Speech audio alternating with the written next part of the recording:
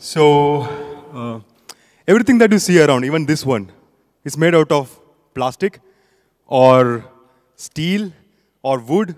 So we are surrounded by materials around us. When Andrew Carnegie took a vision to build steel mill for the first time, changing, not going in this traditional iron way to build steel, he had the vision that steel is going to be the next big thing. So what's going to be the next big thing after steel and plastic? I believe it's carbon.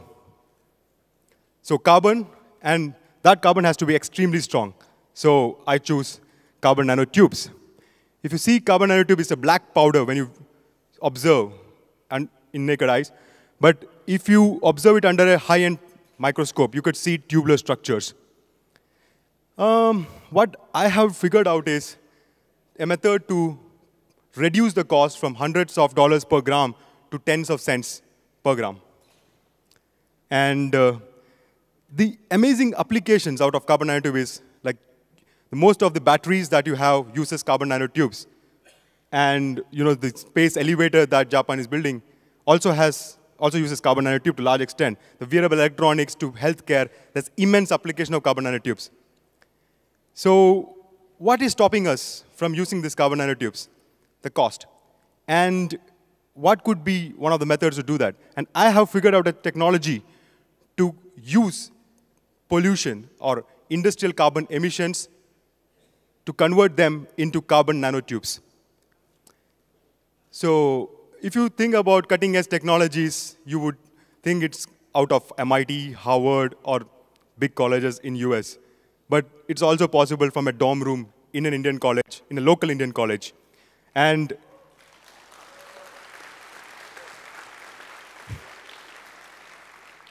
these are some of my accolades. Like, I was in the Forbes 30 under 30 list with Mark Zuckerberg. And in MIT TR35, I got a national award from Indian government and lots of things to add on. So what's the aha moment? So when I wanted this carbon nanotube, I couldn't buy because of the high cost. So I figured out how to make it. What I essentially understood was you require high temperature, inert or vacuum atmosphere, carbon-containing gas, and catalyst.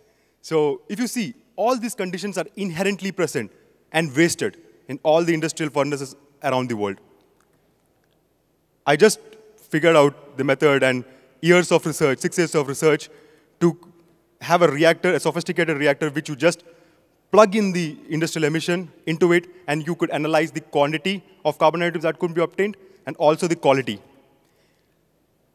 So my vision is to build from that prototype, which used to produce around 10 grams in an hour to around kilograms per hour. It means a conversion rate of around 80% of emission in an industry. So for doing that, the reactor and final reactor would look something like this, where all the emission would go through my reactor, get converted into carbon nanotubes, and you have just oxygen coming out.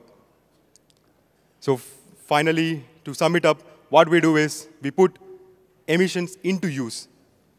And we are the manufacturers of quality carbon nanotubes and carbon nanofibers. Thank you.